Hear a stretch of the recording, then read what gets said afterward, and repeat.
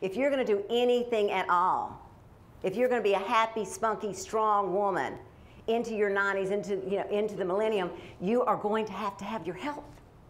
You can't do it if the vessel you are in, if the body you are in isn't healthy. And we have choices in healthcare today that didn't exist decades ago. You know, there are foods you can eat every day. So, you know, kick off your stilettos, put on your sneakers, so get that exercise, and get to a grocery store with a health food aisle. Eat healthily. Do not eat processed foods.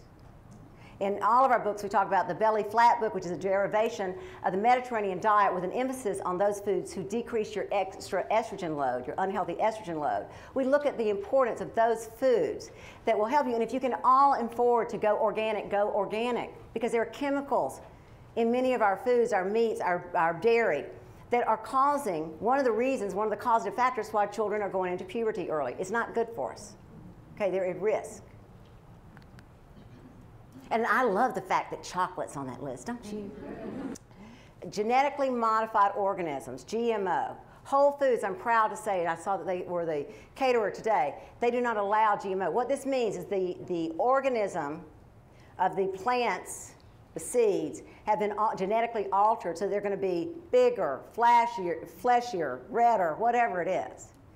Australia doesn't allow foods that have been genetically modified to be sold. Japan doesn't. The European nations don't. How come you think that we do? Well, Michael Taylor, who is on the FDA, who was once working for Monsanto, and he's on the FDA division that sort of approves which foods get in and get out. And if you read about Michael Taylor, he used to work for Monsanto. Monsanto is the #1 manufacturer of genetically modified seeds. Do you think there might be a little conflict of interest? So there you go. Use a discerning mind. Do your research. Research genetically modified organisms and then make your decisions for your family accordingly. Okay, exercise. You know, who hasn't heard? Eat less, exercise more. Don't you just want to throttle people? But you know, today we have more choices. We know it's good for us, but it's just like, ugh, just don't want to go to the gym. Well, you don't have to. Go to a Zumba class. Now, I personally can't do Zumba. I did Zumba, and I'm now with the physical therapist because my pelvis doesn't work that way. But, you know, you can go to Zumba. You can kayak. You can do a Pilates class. We were with some friends of Stacy last night, and this 42-year-old gorgeous redhead with these great long eyelashes, she's doing Taekwondo. Is that the way you say it? Taekwondo? I was like, she's fighting, but it's fun. She's doing it in a healthy way, and with her sons. We have so many choices for how we exercise today. So have some fun. Increase your toy box. We've got a lot of different options. And the good news is when you exercise, you're going to feel better. Your energy's up, your weight's lower, and guess what? It has been clinically shown that women who exercise have better sex for longer in their lives. So there's a little added bonus. Play. Now this one, I have to tell you, this one's hard for me. I am an overachiever. I've actually written 6 books. I run our medical practices. I'm working on a new book. I do keep time with my girlfriends as sacred, but play is like, what does that mean? I mean, literally, what does that mean? I have a hard time with the whole concept of play. Now, my background from Emory University is I have a master's in medical science, but my specialty was adult neural processing. And believe it or not, the Institute of Play, which actually exists, there's science about this, that play, unintentional, joyful, childlike play, is the most exponential variable in keeping your neural programs working, all the processes, the synapse firing on all levels, mentally, emotionally, your decision making, play, time out. So in our over-processed world of, emails and text messaging and to-do lists and whatever, how do we play? How do we play? So maybe we need to look at our children and our grandchildren and play more. And know that instead of feeling guilty about our to-do list, we're contributing to the length of our life. Oh, belly laugh. Woo!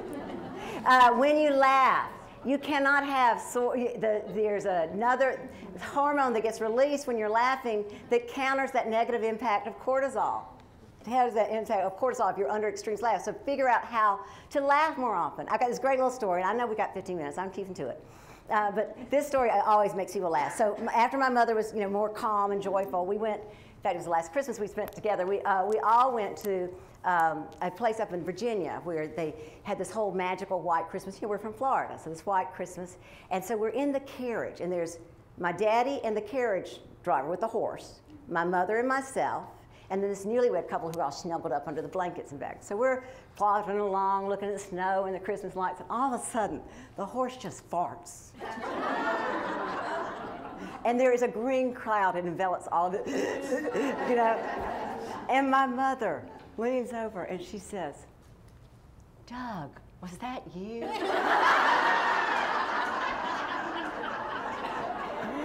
We all need to tell the stories that make us laugh. We all need to tell the stories that make us laugh. Keep calm and drink wine. I'll drink to that. Woo! You know, there's antioxidants in red wine, but there's also some studies out of, and I've got this in your fact sheet, out of Brigham and Young's in Boston, saying that women who drink a couple of alcoholic drinks a day are 13% less likely to be obese than their counterparts. So, you know, there's probably some unhealthy reasons for that. Probably turns off your longing for healthy food. But I'm going to actually just take that one with a grain of salt and not look too deep. Sleep. How many of you get 8 hours sleep?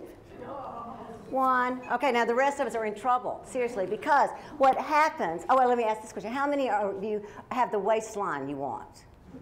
Okay, let me tell you why you need to get more sleep. When you don't sleep 8 hours, at a cellular level, here's what happens. There's a hormone called ghrelin and leptin. Your ghrelin levels go up. Your leptin levels go down. Ghrelin is the hormone, the neurotransmitter hormone, that makes you feel hungry. Leptin is the one that makes you feel full. So when you're not sleeping enough and ghrelin's up and leptin's down, you're always feeling hungry, never feeling full. That's why you'll leave here today and eat the Snickers in your car. Not because you are a stupid woman without any willpower. Because your hormones are telling you you're still hungry. Sleep helps counter that. There's a reason to turn off your phone and go to bed. Clean up your act in your home. There are environmental toxins. There are things you can do to make your home more healthy. This book, you can write it down. I'll leave it on the table outside, or I'll leave it up here. Lemons and Lavender. It's a new book that I've just found, and it talks about simple, economical. Because oftentimes when we talk about going organic, some of those organic cleaning products are very, very expensive. And how to get toxins and environmental hormones out of, called xenohormones, out of your environment can be very, very expensive. It can be good. But this uses stuff like vinegar and baking soda, things that we have around us. It's a great book, Lemons and Lavender. That's a wonderful book. So look around you every day to see what you can do in your home to make it more healthy, a healthy, safe environment.